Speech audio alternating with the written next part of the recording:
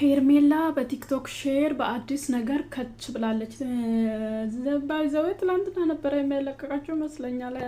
እኔ አላየሁትም በበኩሌ አሁን ነው ድንገት ስገባ ምንድነው ሼር አረገች ብዬ መጣልኝና ምንድነው ሼር አረገች ብዬ አየው። አይገልም እንጂ ሀሜቱ ስንቱ እንደባልቆ ከቤቱ ያለች ነው።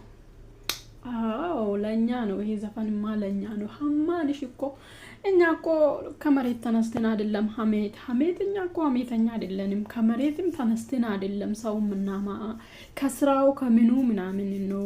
ሄርሜላ ተረጂ። ምክንያቱም ከመሬት ተነስተን ሰው አናማ ከስራው ነው። ከስራው ያው የስራ ባህሪም ከሆነ በስተቀር እኛ ቡጭቅጭቅ ነው የምናረግ። ምን አገባን ታዳካየን እንዴት ነው ማለፍ የምንችለው? አሁን ዘፈን ለኛ ማስተላለፍሽ ተገቢ ነው ብለሽ ታምናለሽ? ተገቢ አይደለም ሄርሜላ። እኔ በጣም ተቀየምኩሽ። ያንቺ አጥፍተሽ እኛን ሀሜተኛ ታረጋለሽ እንቆ። እናንተ ያጥፍታችሁ እኛን ጥፋተኛ እኛን ሀሜተኛ እኛ ለነገሩ አው እናንተ ምን አገባችሁ? እኛን እንጂ በስልካችን ዙጥ እያለን እናንተን እያየን ወሬ ምናወራ እናንተን ምናማ ምንናደደው እዳ እንዳለብን ማለት ነው። እኛን ማለት ነው በስልካችን ጥሎብን እኮ ነው። ምን እናርክ? ጥሎብን እና ከመሬት ተነስተን አይደለም ምናማሽ ነው።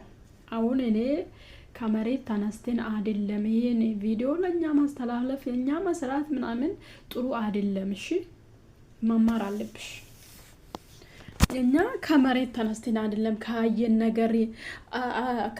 ነገር እናወራለን፣ አስተያየት እንሰጣለን። ምክንያቱም ተገቢ ስላልሆነ ተገቢ አይደለም። ምክንያቱም አንድ ሰው እንደዚህ አይን አውጥቶ የሰው ባል ሊወስድ ከሄደ እኛስ እንዴ ያሳስበናል እኮ። ይሄ ነገር ጥሩ እንዳልሆነ ነው ያሳስበናል እኛም። ምክንያቱም ነገ ተነጎዳ ሌላ መታ ይሉ በቃ አንድ ሴት ተነስታ የሰው ባል መቀማት አልቅሳ ምን ብላ አፈቀርኩ ከህይወቴ ውጪ እያለች ሚስቱን እንደዚህ በቃ ትነጥቃለች ማለት ነው። ጥሩ ሁኔታ ስላላስተማርሽን ነው ሀሜት ያማንሽ ማለት ነው። ጥሩ አይደለም። የኛ አፍ ደግሞ ሄርሜላ ነገ ተነጎዳ ከአብርሃም ጋር 2 አመት አስቀምጥሽም። የኛ አፍ እኮ መጥፎ ነው። 2 አመት አስቀምጥሽም ያነሳሻል ማለት ነው። ምክንያቱም ነገ አንቺ ይሄ ነገር ይደርሳል። ምክንያቱም የኛ አፍ ጥሩ አይደለም። ስለዚህ ያደረግሽው ነገርም ደግሞ የሰው እንባ ጥሩ አይደለም። ምክንያቱም ሰው አስለቅሰሻል። አንድ ሰው ሲያስለቅስ ተባባሪ ሆነሻል። አሁን በዚህ ሰዓት ልክ እንደ ደስታ በዚህ ሰዓት ብትመጪ እኛን እልል ብለን የምንቀበልሽ።